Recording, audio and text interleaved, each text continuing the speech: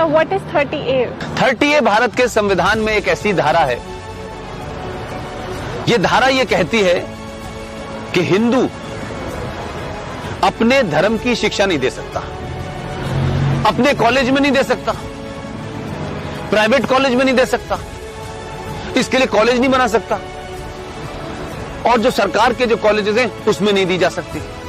लेकिन एक धारा है 30, वो 30 धारा मुसलमानों को इस बात की इजाजत देती है कि वो अपनी मजहब की शिक्षा के लिए कॉलेज खोल सकते हैं, वो मदरसे चला सकते हैं, क्रिश्चियन अपने मदरसे चला सकते हैं, स्कूल इंस्टीट्यूशन चला सकते हैं जहां वो अपने मजहब की शिक्षा दे सकते हैं। मेरा सवाल यह है, क्या संविधान के निर्माताओं को इस बात का बोध नहीं था कि सिम्मी जी, अगर आप अपने धर्म की शिक्षा आपको नहीं मिलेगी तो आप में संस्कार कहां से आएंगे, आप में फेथ कहां से आएगा, आप वेद क्या हैं, पुराण क्या है, कैसे जानेंगे अगर आपसे कहा जाए आपको यह नहीं पढ़ना है।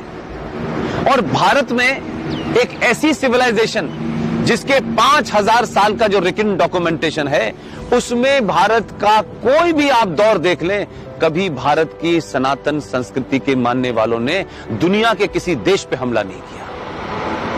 यह शब्द बलात्कार हमारी संस्कृति का हिस्सा नहीं था। ये घूंघट इसलिए नहीं था कि हमारे यहां था, हमको गलत नैरेटिव दिया क्या।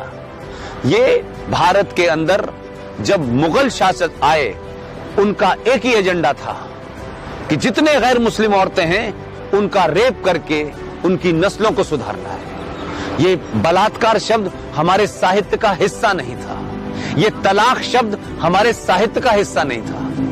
हमारी परंपरा और संस्कृति में 7 फेरे जीवन भर के लिए जाते हैं।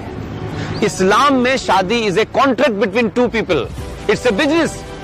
आपने शादी मुझसे की और शादी करने के कुछ दिन के बाद आपको लगा कि मैं रहना नहीं चाहती, तो बिजनेस कॉन्ट्रैक्ट है, आपने कॉन्ट्रैक्ट कैंसिल कर दिया। तो आर्टिकल 30A भारत के संविधान से हटना चाहिए।